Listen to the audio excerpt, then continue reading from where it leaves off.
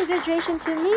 Yes, after 2 days nakagraduate na nga ako. Anyong magayons, gusto kong i-share sa inyo ang highlights ng nasayahan kong extracurricular activity na tinatawag na APEC Backstage or International Students Corps and Diplomatic Mentoring Program. Ito ay isang activity na dinaluhan ng iba't ibang estudyante mula sa iba't ibang bansa at ako nga syempre mula sa Pilipinas. Ang priority ng programang ito syempre ang members ng APEC or Asia Pacific Economic Cooperation. Pero meron din ilang participants na hindi mula sa APEC members at pinayagan naman silang makasali. Sa unang araw ay naglibot lang kami at nagtry ng iba't ibang mga traditional dishes and after that sa gabi naman ay nagsulat kami ulit at nagpahinga na. So ito nga pala yung room ko, pinakita ko na siya sa previous video. Pagkatapos ng napakahabang araw, syempre nag-wash up lang ako and I was ready to sleep para makapag-gain ng energy para sa next day. Fast forward, good morning everyone. Second day na nga at ito ang view from my hotel room. Sobrang ganda talaga ng Gyeongju. Syempre, para gumana ang utak para makapagsulat ng article, kailangan busog tayo.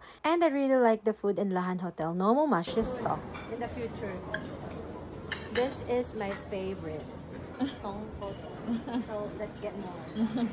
Time to work now. Let's go. Good morning.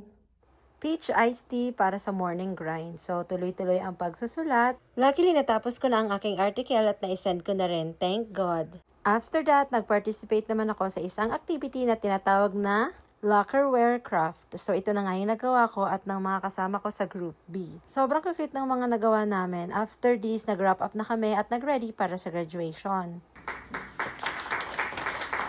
Kasama ko dyan ang aking mentor, Desanim, isa siyang ambassador. This is my diploma and we had a photo op. 마지막이니까 저희 하나 둘.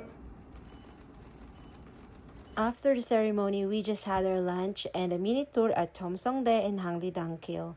And after that, we say goodbye to each other. Thank you so much, Gyeongju, for another wonderful experience. For sure, you will always have a special place in my heart. That's all. Thank you for watching. Bye!